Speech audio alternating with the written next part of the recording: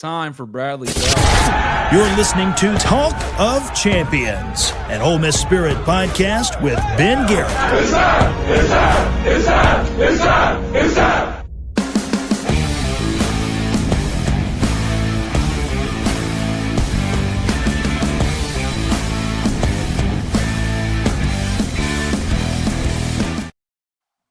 Hello, friends. Welcome inside the Riverland Roofing Studios, at least for me. I'm Ben Garrett at Spirit Ben on Twitter, the Ole Miss Spirit, omspirit.com, and affiliate on 3. Sign up today for just $1. And Talk of Champions is always brought to you by Riverland Roofing, our friends at Riverland Roofing, who do so much for not just us, but Ole Miss Athletics in the NIL space, name, image, and likeness, riverlandroofing.com, 662-644-4297. That man on the other side of your screen is former Ole Miss and NFL offensive lineman Bradley Sowell, back for his second Friday show in a row. Brad, look at you go, man. Look, it feels like we're getting the band officially back together here. Don't get me excited. Don't tease me with a good time. Dude, amazing. You text me 2 weeks in a row and I came on. So that's awesome.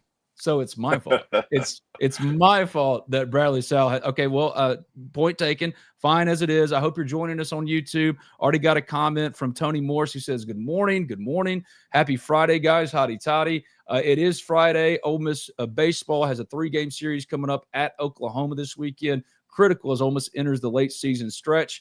Football is entering the heart of the off season, I should say, and we'll talk more about some football stuff as well. But first and foremost, man, how you doing, Brad? And you're coming from your office. You're coming to us live from your office there in Madison, right? Meridian, Regional Homes of Meridian. Meridian. Dude, good, man. I'm excited. I know I was texting you all week. What I tell you, I said, hey, we're about to sweep them boys. And we were one. I was checking. We had practice on Sunday. And I was checking. I was like, please let me have called that sweep. Great win. I mean, I think that's a huge. I think that put us in a whole different category winning that series. Did what we needed to do, and I think it's exciting. But have an exciting finish. Man, Ole Miss has a chance to do something pretty good in baseball here. So we finished strong. I think that was we got some good wins this year, but that to me, we took care of business the right way. So hate to lose 13-0, but still we won the series, and that's most important.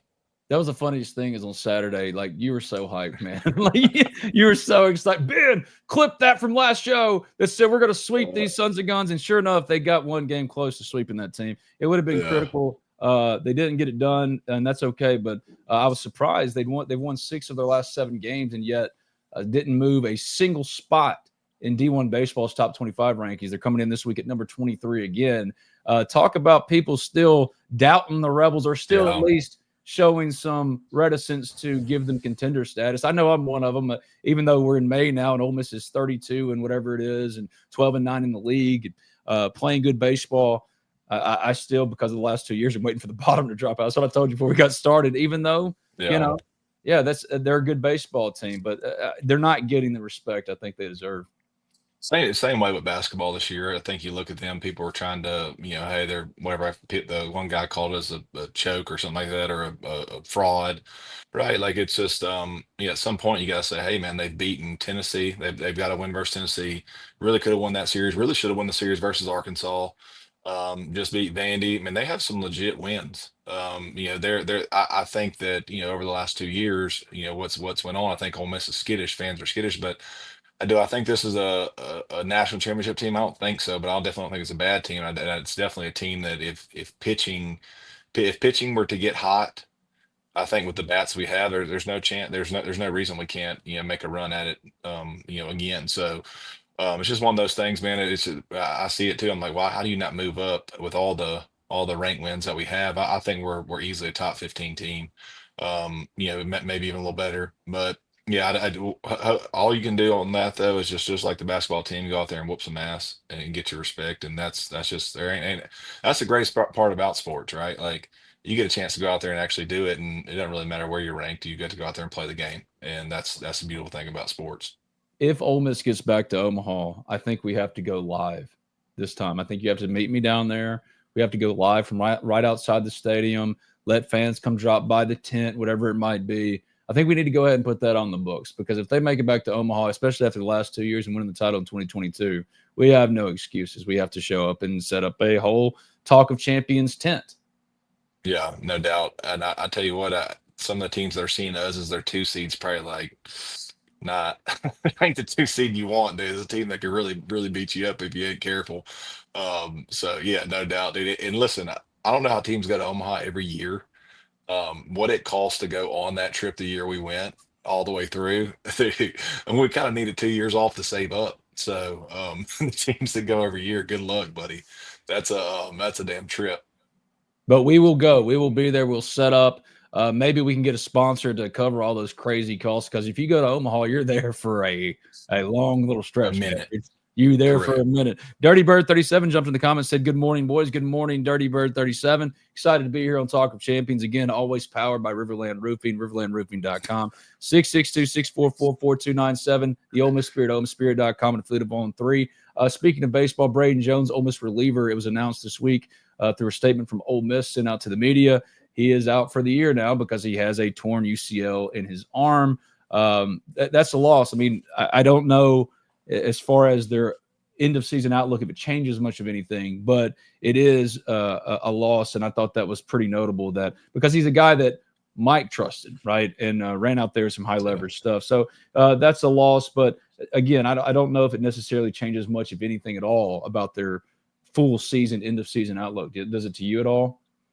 No, I think it would be nice to have an extra arm when you're going through a run, and obviously Mike trusts him putting him in there in some big situations. But yeah, that's what sports are about, man. You're gonna have people go down. That's when you get to dig in. Hopefully, somebody comes out of nowhere like they did the year when DeLucia went crazy midseason. So that's the great thing about this. You got a ton of good guys. Maybe there's somebody we haven't seen, or maybe there's another guy that steps up and takes the lead. So no, it sucks, but hey, you got to move on. That's the sports. That happens. Going to happen again at some point.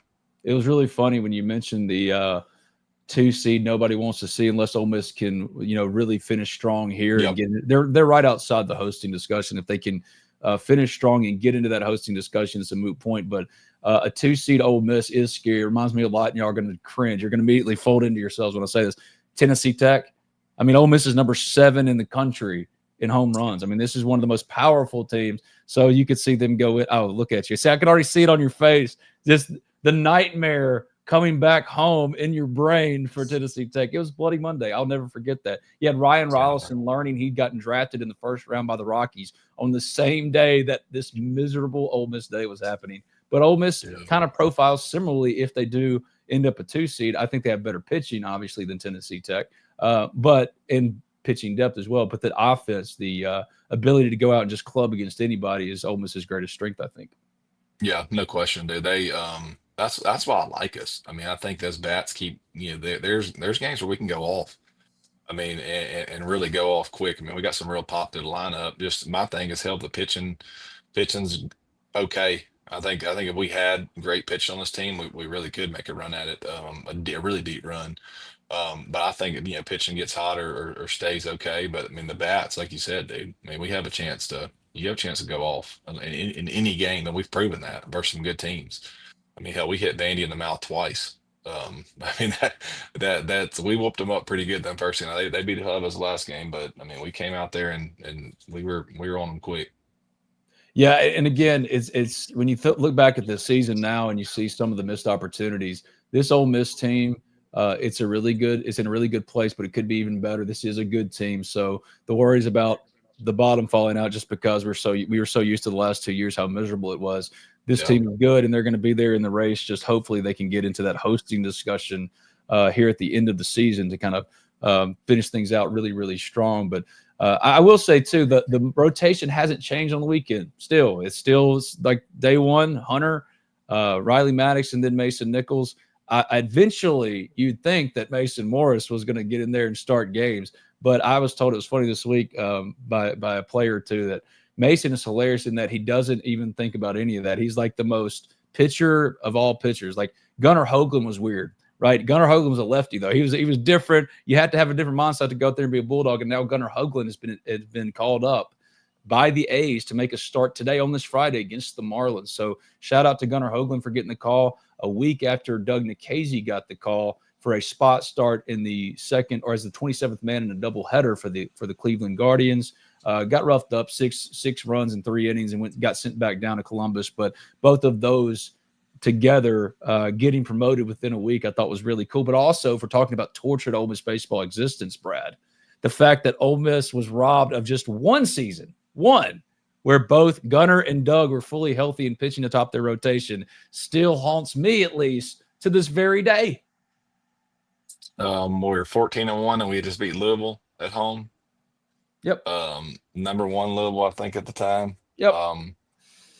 I'm gonna say that the only thing that that season was gonna be crazy. I mean, I in my head, the way I see, I try to compare it to like last year when we were like 14-1. I'm like, anything could have happened, right? If that season would have ended 14-1 last year, whenever we started out, stop the count. You would have never known. So anything could have happened. But Gias or video was unreal that year. We never got to see his he was about to go off. He was player of the year caliber stuff from him, and then Gunnar and Doug atop the rotation. And again, you had them at Ole Miss together for 3 years, and not once did you have them together fully healthy pitching in a rotation for the season. So that was tough. But again, congratulations to Gunnar Hoagland for getting promoted. And what's really interesting when I saw this, my first reaction was, oh, that's cool, of course. But really quickly, I started to think, I love Doug. Doug is the best college pitcher most of us have ever seen. Mike Clements to this day says there's nobody he'd rather have on the bump in a must-win game than Doug. Doug is a legend. This is nothing about Doug. Doug's going to be a good pro. But I think Gunnar has more upside as a pro. I mean, you're talking about top end of the rotation. So Doug kind of is what he is at this point. We still don't know how good Gunnar can be because he just now started pitching, I think, last year. I think his first full year since coming back from another injury. And, yeah, Gunnar's got that top of the rotation, 20 years in the league, that kind of stuff and makeup. Not saying Doug can't do it too, but I think there's still a little untapped lottery ticket upside with our guy, Gunnar Hoagland. Doug's a phenomenal athlete and competitive. That's what makes him good. That's just, I mean, his tools are good, but not spectacular. His deal is he's an unreal athlete. I don't know if you've seen the video. I mean, he just could hit and all kinds of stuff, but he's just competitive. Like, he's got that thing that if you could give me all kids that were competitive, rather than talent, which I have a few on, just coaching some softball stuff. You have the ones that are really competitive and not as good athlete are always a better player. I mean, it never fails. The really athletic ones that aren't very competitive, they're just average. So Doug's got that crazy competitive spirit that's very rare and very hard to teach. So he finds a way to just go out. Some guys are just winners, man. Winners just win, and that's what Doug is. So I love Doug. He's awesome. I love Doug too, and I can't wait to see him get back into professional baseball, get recalled again after that spot start in a doubleheader for the. They only gave him one start. He only got one start. He was the 27th man of a doubleheader, and then they sent him back down to Columbus.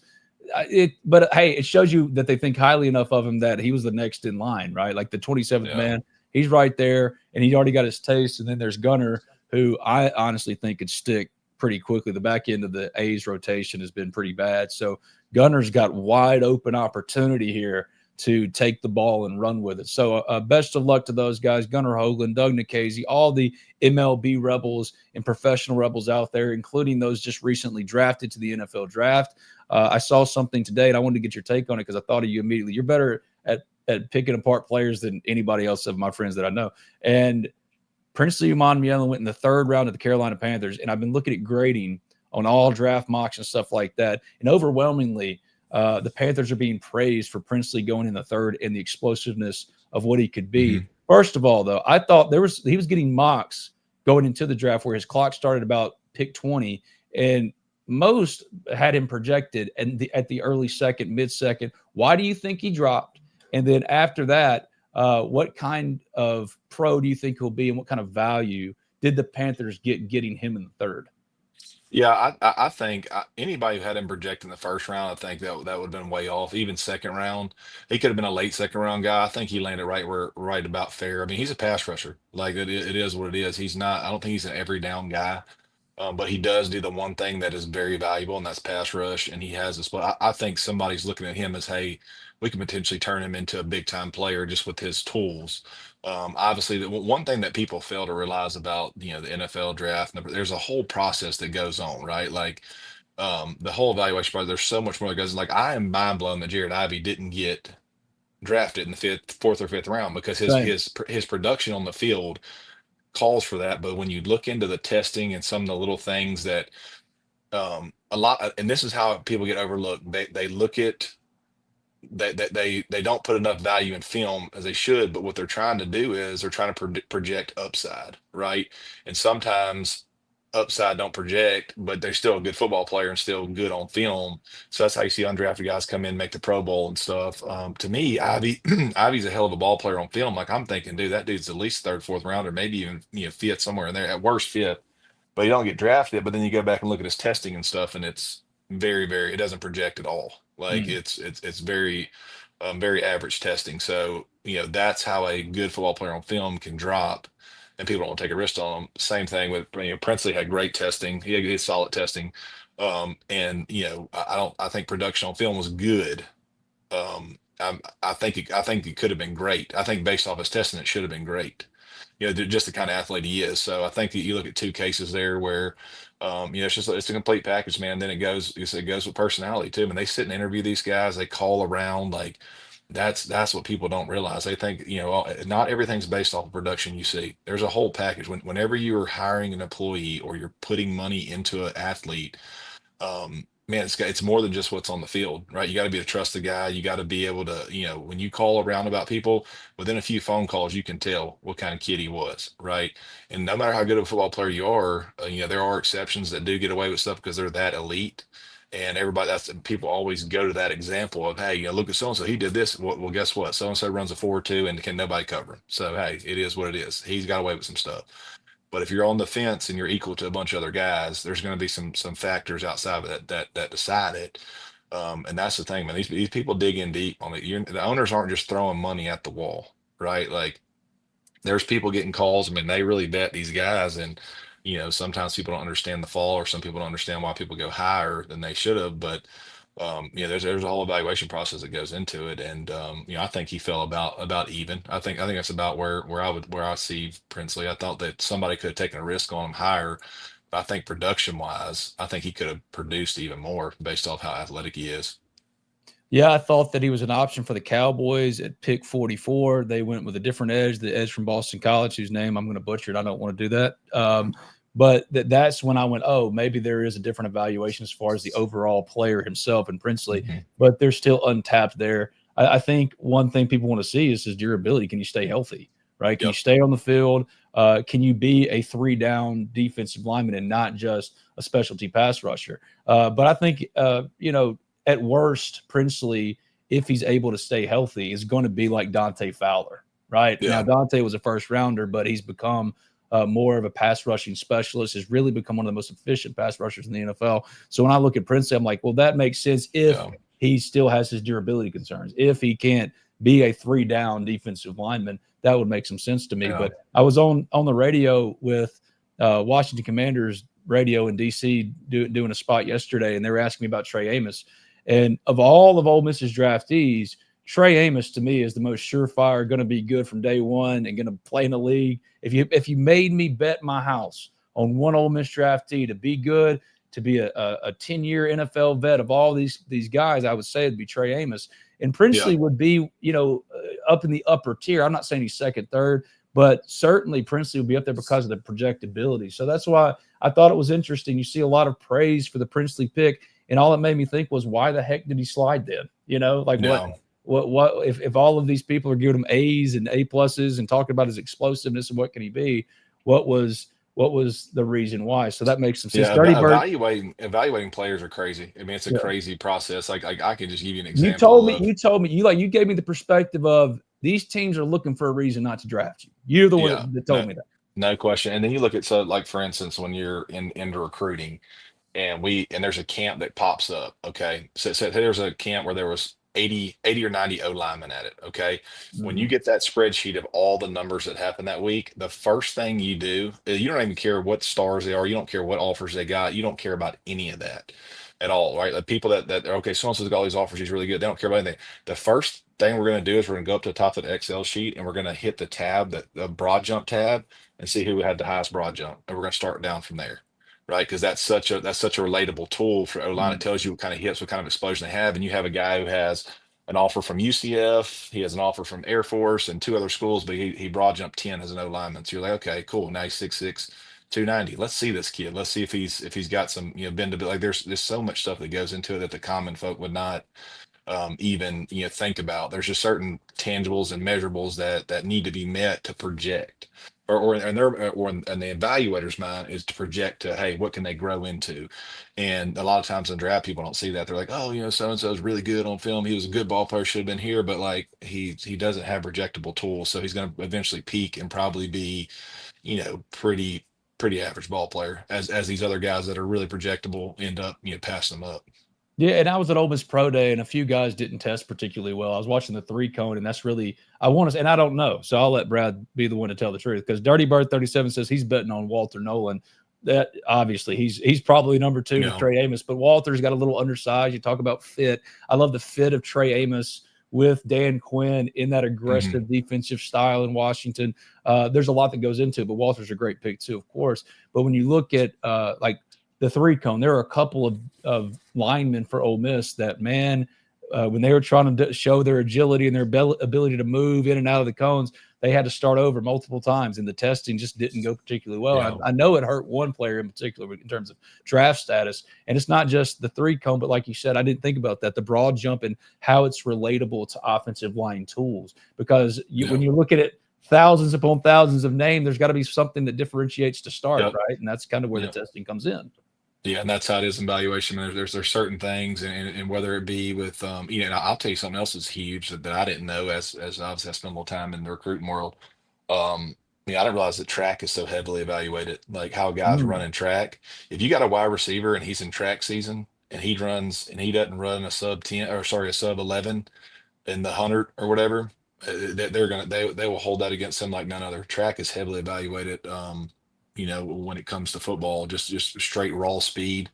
You want the guys in the 10 whatever, but a guy goes out and runs 11.2 or whatever in the 100 or whatever. I think that's 100 meter 11.2. Like they're immediately going, I don't know if he's got that top end speed. So I didn't realize track, like for wide receivers and DBs and stuff, track is heavily looked at. Track season is something that all the football coaches evaluate and monitor pretty heavily. Well, I've always wondered why they didn't, like football teams, not just Ole Miss, go and like find the best shot putter. Tariq Robinson O'Hagan, for example, is a national champion, up for the Heisman equivalent in track and field, the greatest award in track and field this year. I think it's the Bowman, something like that. But like Tariq, you look at him, he's built like a brick shithouse. My first thought is, man, that looks like a left guard to me. You know what I mean? You got that kind of, but yeah, so track and field and evaluations of those kind of tools, really thinking about it in that way makes it make sense then, because Princely looks like $1 million. Princely, when he's on, there's few better in the league than him, right? He's as good a pass rusher as you're going to get, but the overall testing, the projectability, especially when millions are involved, is a big part of it. So that's really interesting, man. I'm glad we touched on that, because I was confused as heck. I really was. I was like, I don't understand. I see all these good grades, and he was getting first-round mocks and second-round mocks, and I know mocks don't matter, but it's all that the casual fan can kind of go on, because you don't get the evaluations of the scouting report unless a kid is making a prank call and getting the numbers for sure. I was actually more surprised on Amos. I thought Amos was a first round. I thought it was gonna be a first round lock, just based off his length and that position is like tackle, tackles and defensive backs, man. Like you got a guy with length that can cover real well. I mean, shit, it's hard. It's hard to find them. And I really enjoyed during the draft process listening to Saban break down players. I think Saban was by far, he was very fair, and you could tell like he was in TV mode, but you can hear the coach in his voice, like especially when he's talking about Amos. Hey, this is the guy who was, he was our third guy, and wasn't really sure if he can run. Like when he started going on, you can kind of tell what their knocks were on these guys by listening to Saban talk to them. So talk about them. He was a much more coach evaluation, more so than Mel Kiper and some of these other dudes who are just shooting from the hip, whereas Saban was able to say what their negative was pretty quick, or what his thoughts were pretty quick, and I love that. Yeah, I did too. Nick Saban needs to be everywhere, be it as speaking behind the presidential seal or being the commissioner of college football, whatever it needs to be. I would vote for Nick Saban. I love Nick, man. He's the ultimate football guy. And the Trey Amos stuff he was talking about was like you said, really, really fascinating because he was buried behind Terry McDonald and Kool-Aid McKinstry. And this is a good example of how the transfer portal, as cynical as we can all be about it and how chaotic and miserable it can be in a lot of ways and how we've lost some things in college football because of it. Thank God the players getting paid like that. That was long overdue. But this is a good example of how the transfer portal can work for a player, because Trey was a nickel, and then he goes to Ole Miss and dominates on the boundary by himself, an island unto himself. And in my opinion, in the conversation for Ole Miss's defensive MVP last year, only with Walter Nolan, Chris Paul, right? I mean, you're talking about that kind of impact. It was really, really good. All right. This is Talk of Champions. I'm Ben Garrett at SpiritBit on Twitter. That is Bradley Sowell. And I wanted to touch on something from one Andy Staples, released recently, a college football post-spring top 25. You're looking at it right here and now. Texas number 1, 7 SEC teams ranked in the top 20. Ole Miss is that 7th team at number 19.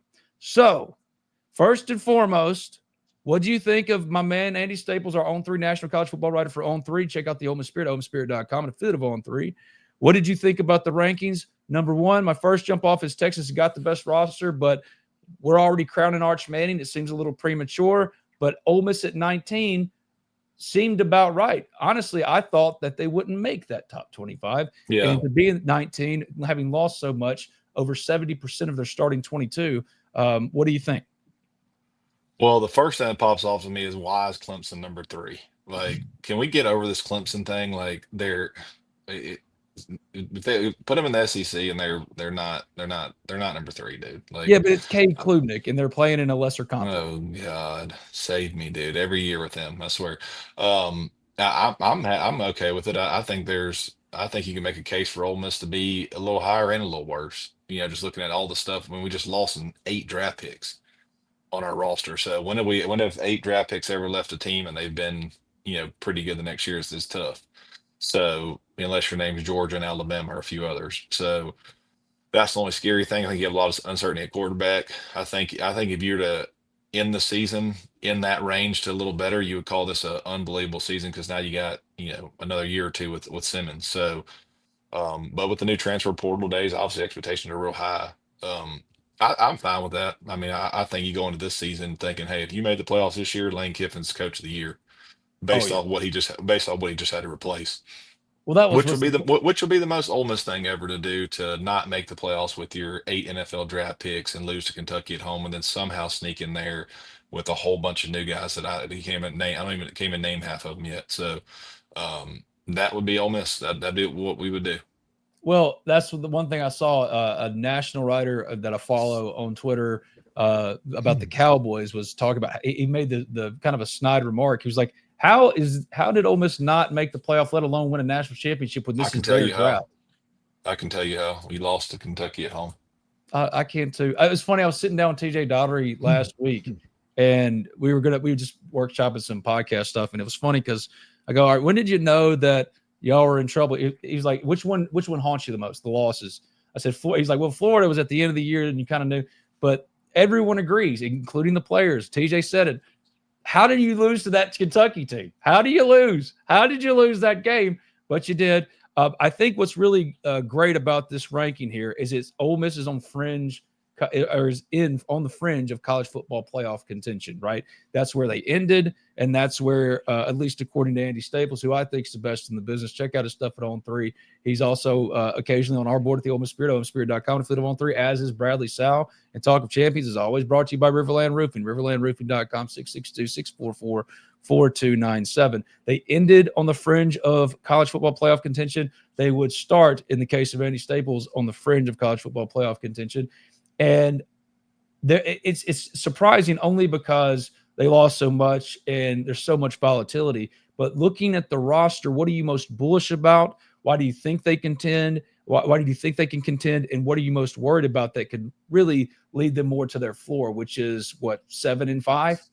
Yeah, I'm a little worried about defense. You lose that kind of D line. You think about this.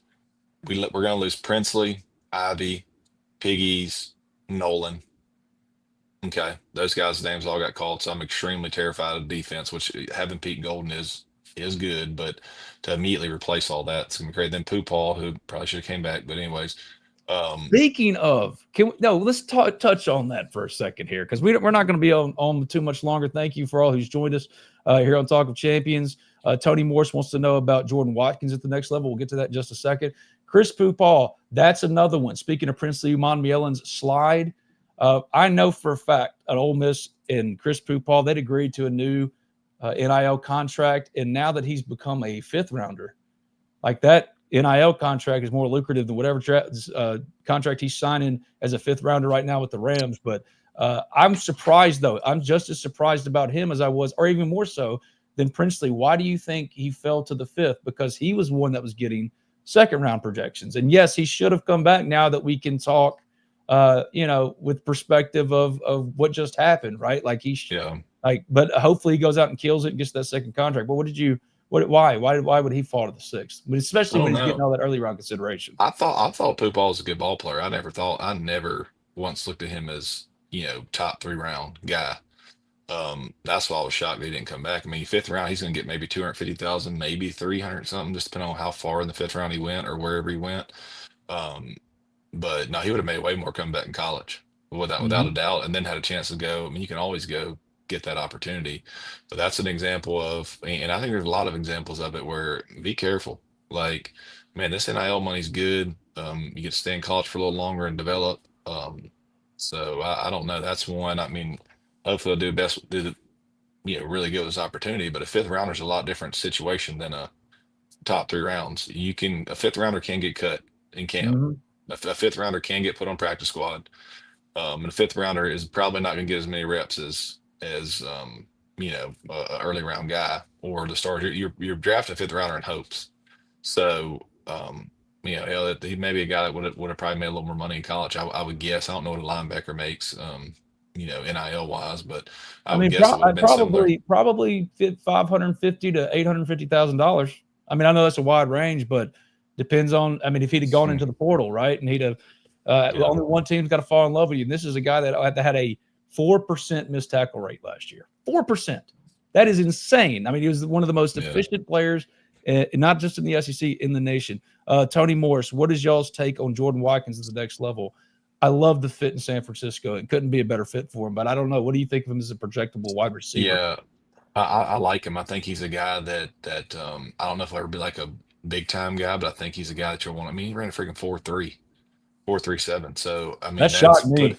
That in the slot and just a crafty guy. Hell, he was always I think we're gonna miss him a lot. I mean, he was always making big plays. He's a great ball player. If he gets in the right system and they love him, and he's really smart and knows the plays, I can see him easily playing a while. I think that he's a guy who I don't think anybody's gonna be overly excited about drafting or getting, but he's a guy who once he kind of starts producing and he'll have a role of some sort if he can play a little special teams, do a few different things. I don't see why he can't have a pretty good career. Well, before I interrupted you, we were touching on, as we were getting out of here, this top 25 from Andy, and post-spring top 25 in college football from Andy Staples. Ole Miss coming in at number 19.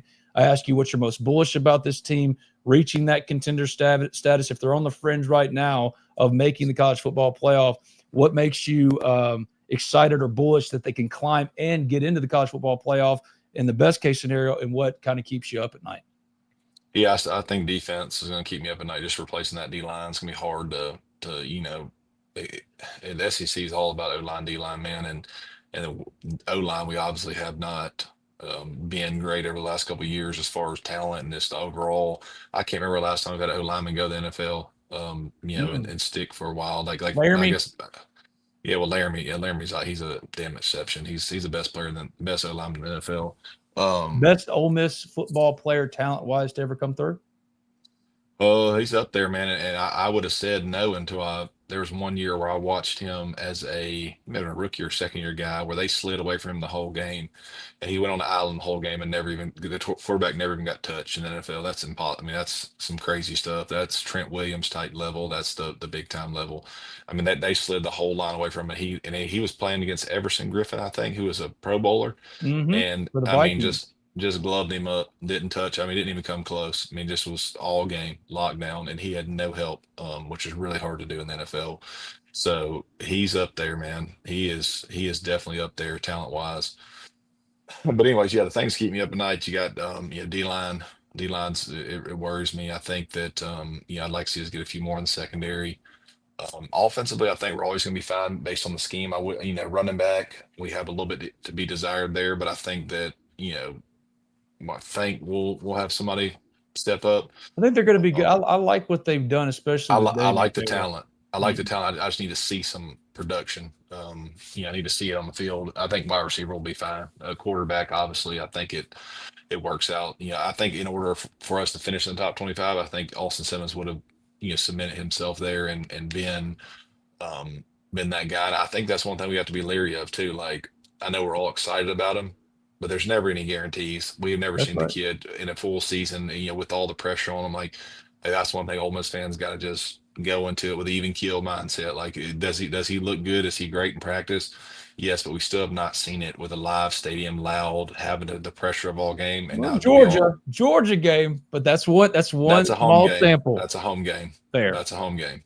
Okay, that's a totally different ball game, being at home versus away. So we still got to see the whole sample size. I think that my ideal season would be for Ole Miss to have he be the guy that we think he is, balls out, has a really good season, do better than we think on top of what we have, plus what we're probably adding the portal after doing that. I think I think this year is going to be a lot like Jackson Dart's first. So I think that's what I'm gearing my mind up for. That's 8 wins, about Eight to number nine, 9, 8 to 9. 8 to 9. You get in Yeah. there, dude. I think Lane deserves a freaking huge cap tip on that because he just replaced a damn. Let's face it, that we blew it this past year, but this next year, 8 or 9 would probably be pretty darn good. And you're right there on the fringe, just like Andy Staples had Ole Miss Frank, number 19. You spoke about adding more in the secondary. I've been reporting on this podcast at the Ole Miss Spirit, OleMissSpirit.com. Sign up today for $1. Me and Brad are there every single day. I got to get Brad back posting more because everybody loved when Brad posted. You got to get back in there and talk to your people. But yeah, come hang out with us there. We've been reporting on all of the defensive back candidates in the portal that Ole Miss has pursued. Ole Miss, as I've been reporting here and at the Spirit, wants at least 4 defensive backs in the second spring portal. Have 3 so far after AJ Halsey, but Ole Miss was just cut from his top 3. He's down to LSU, Miami. He's the Houston transfer. He was all Big 12 last year. Ole Miss went and visited him in Houston, wanting that player. But it looks like Ole Miss has been cut out of that one. And he's likely, according to Pete Nakos at On 3, headed to LSU, an SEC rival ranked above Ole Miss in that top 25 post-spring of Andy Staples. But I think that there's still more work to be done there after the Miami safety, Zaquan Patterson.